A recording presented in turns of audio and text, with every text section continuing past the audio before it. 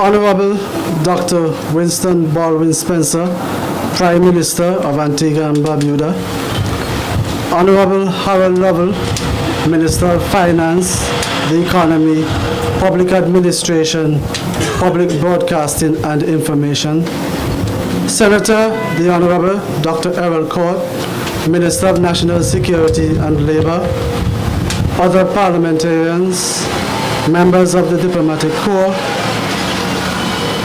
permanent secretaries, and other senior government officials, the Very Reverend Dean Rudolph Smitten, Dean of the St. John's Cathedral, distinguished ladies and gentlemen, members of the Diplomatic Corps, members of the media, good morning.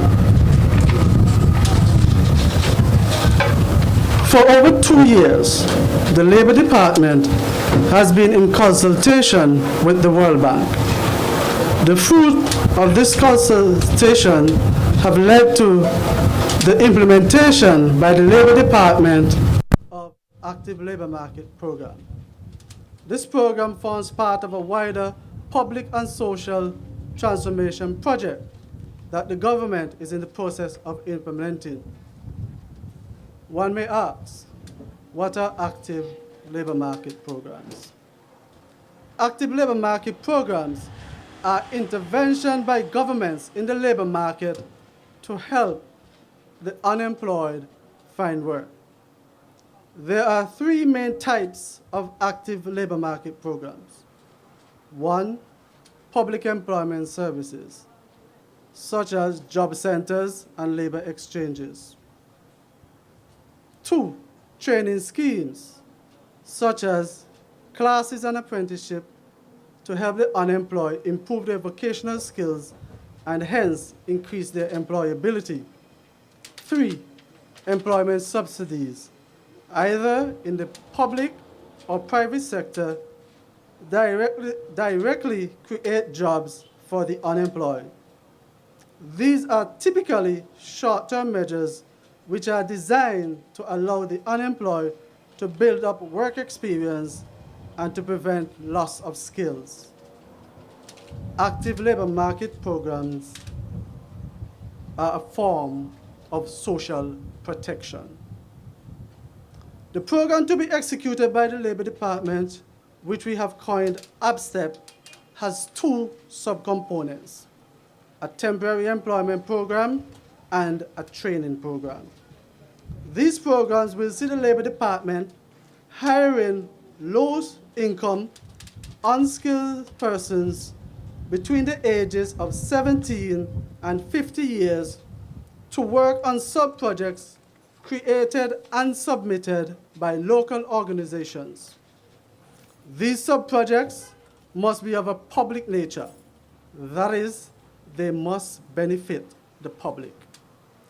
A local organization can be a statutory body, a service club, a sports club, faith-based organization, or an advocacy group. These sub-projects must last for a duration of 6 months. Beneficiaries will work for 4 days a week, with the 5th day being for life skills training, and they will work for 5 hours a day. Beneficiaries will also receive at least the minimum wage. The normal statutory deductions will be made from their wages.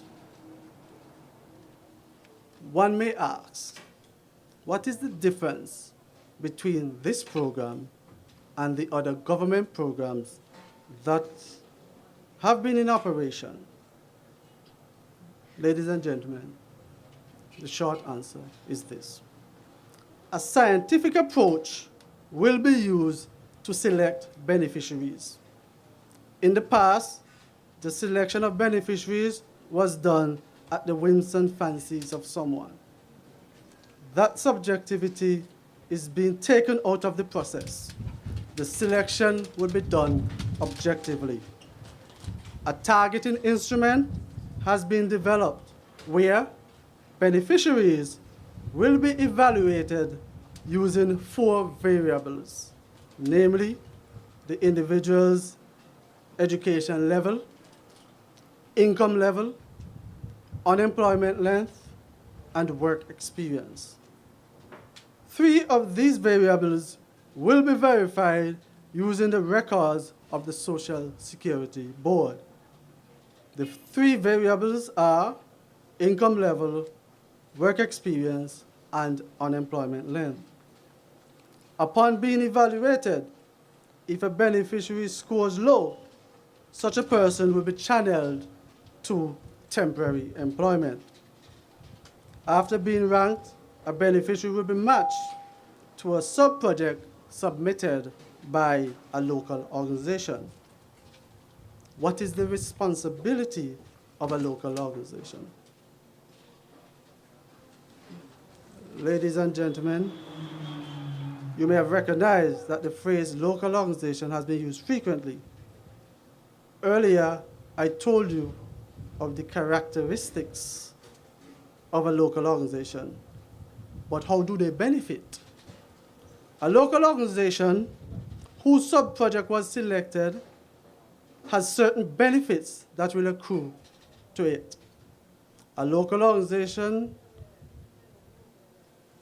who has successfully submitted a sub-project will receive up to 30% of the total wage bill of the beneficiaries to purchase tools and materials. And in addition, there is a 10% to assist the local organization with administrative costs.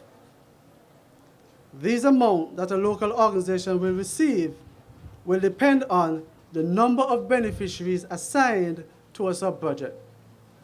For a minimum of 10 beneficiaries and a maximum of 10 beneficiaries can be assigned to a sub-project. Sub-projects will also assist in improving the aesthetics of low-income communities. I must mention briefly that while there are 2 subcomponents, that the temporary employment program and training program, the training program will not be starting until a year after the temporary employment program. However, preparation for this subcomponent has begun. Because of the training to be offered, we will not do this blindly. It will be targeted training. Between the months of March and May 2013, the Labor Department conducted an employer's skill demand survey to inform us of the areas training are needed. For example, the survey revealed that the accommodation and food services sector and the finance and insurance are the areas that training is most needed. And the soft skills that employers are looking for are communication skills, literacy skills, customer service, and numeracy. As the temporary employment program gets off the ground, we will work earnestly with the training institutions to create the relevant curricula for the training program. With all that said, how can a person become a part of this program? Persons wishing to be a part of the temporary employment program or the training program must first register as a job seeker at the One-Stop Employment Center. Subsequently, if they express an interest in the program, they will need to complete the necessary application form and be evaluated to determine which program they may be eligible to participate in. Ladies and gentlemen, as our program states, we are here to open the office of the One-Stop Employment Center. In 2002, with the assistance of the United States Department of Labor, the Labor Department opened a One-Stop Center, which was intended to be efficient and effective, to be an efficient and effective full-service career guidance facility. It worked for a while. However, due to staff attrition and equipment failure, the center was relegated to assisting in filling vacancies submitted through work permits. As you can imagine, this created much tension between employers and the department.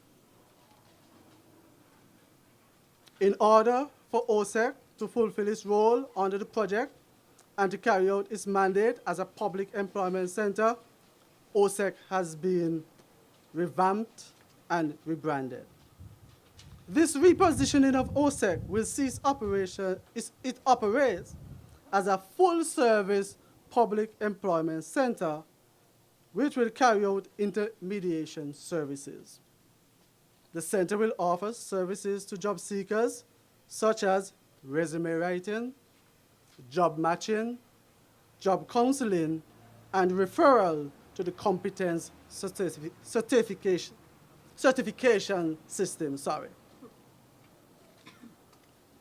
A public employment center is not only geared towards assisting job seekers, but also to offer services to employers by having them register their vacancies with the center, thus allowing the center to match the job seekers with available vacancies the employer may have.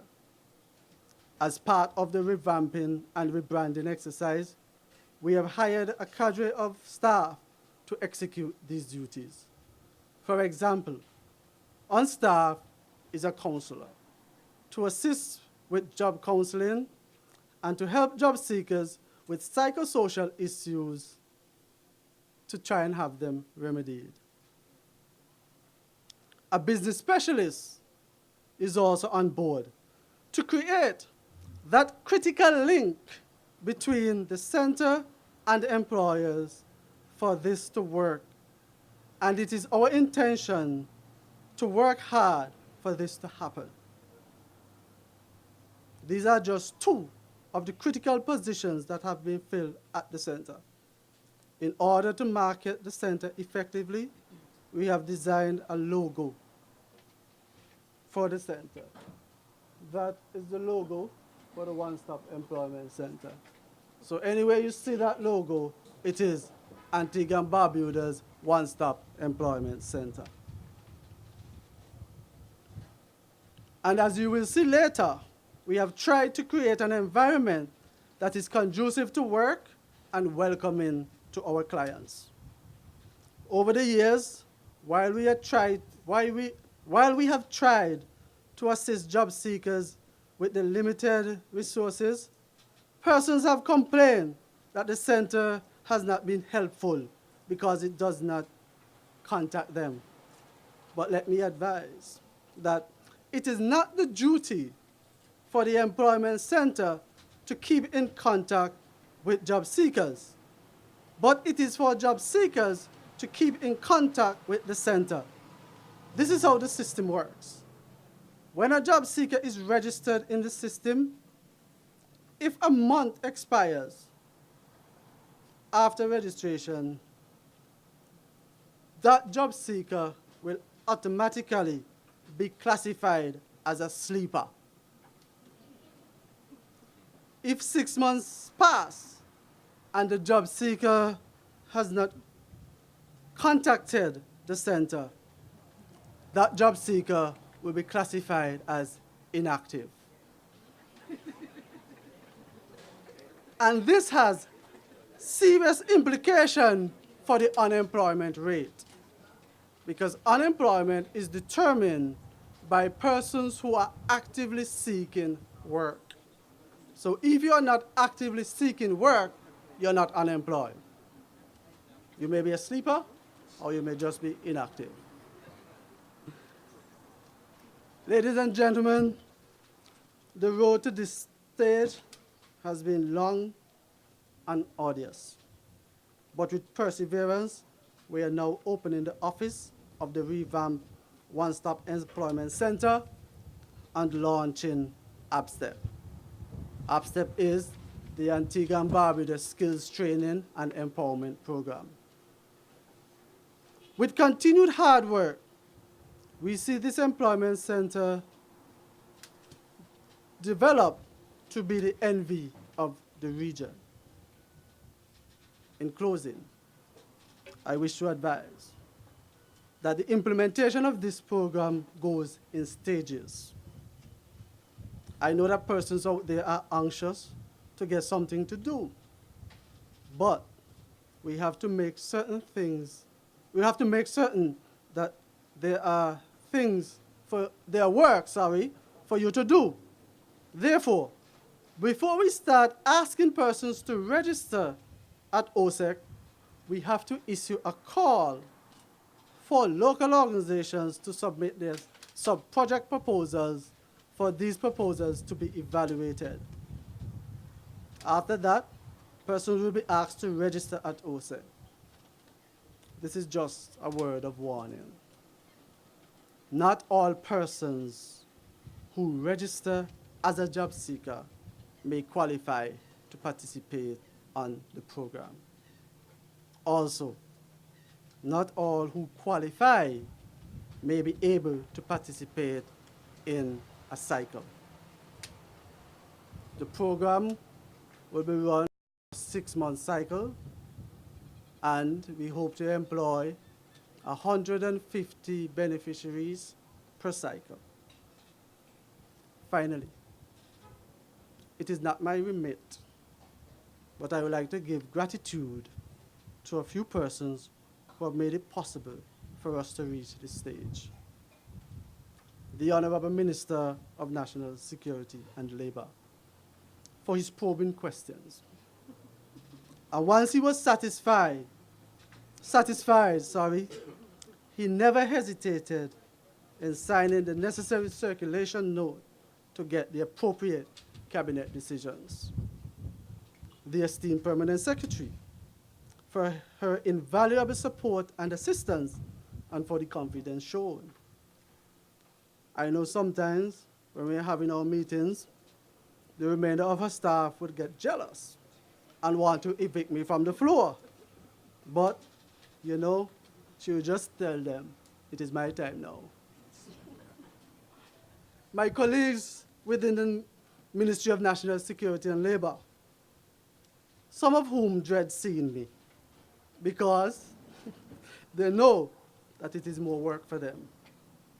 Their supervisor of that unit, who will remain nameless for the time being, has now tried to develop a subtle way of dismissing me from her office.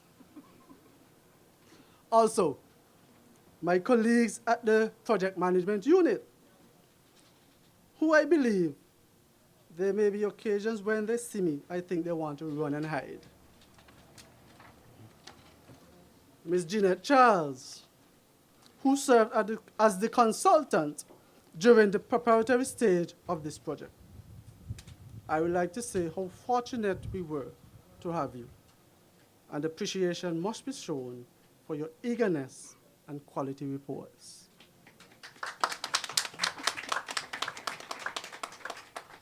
You know, she wants to keep a distance, but she's having a hard time doing so.